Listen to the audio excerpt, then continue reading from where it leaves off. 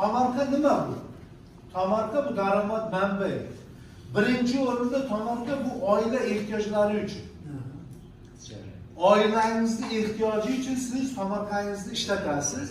Undan keyin siz uni tijorat sifatida foydalanishingiz, tijorat deganingiz endi sotishingiz mumkin.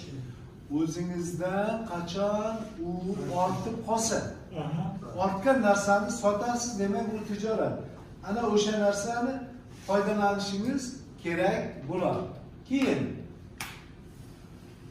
har bir oila o'sha mavjud tomorqasidan samarali foydalanishi kerak, daromad topish kerak. Lekin buning uchun qarang, birinchi o'rinda nima kerak sizga? Birinchi o'rinda sizni o'zingizning xohishingiz. O'sha boyagi nimani men shu tomorqamdan foydalanaman deb sizga birinchi o'rinda xohish kerak. Xohish bor. Endi sizga nima kerak? Sizga endi resurs kerak. Resurs bu nima bu?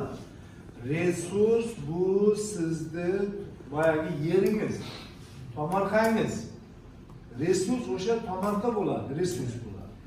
Endi xohish bor, resurs bor. Yana nima kerak? Mablag'. Endi o'sha urug' bo'ladimi, ko'chat bo'ladimi, yoki bo'lmasa o'sha issiqxona bo'ladimi?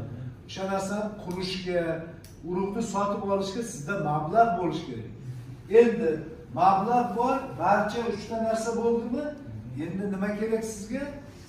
O'zingizning mehnatingiz kerak. Mehnat qila olasizmi, yo'qmi? Mehnatni bor-ku, ko'p narsa qilish mumkin.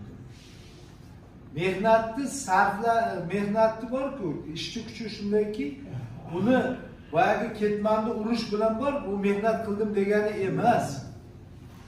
Endi unga qobiliyat kerak, ko'nikma kerak. Ana shu qobiliyatingiz, ko'nikmangiz sizda bo'lsagina siz o'sha tomorqangizdan samarali foydalangan holda tomorqadan siz foyda olasiz.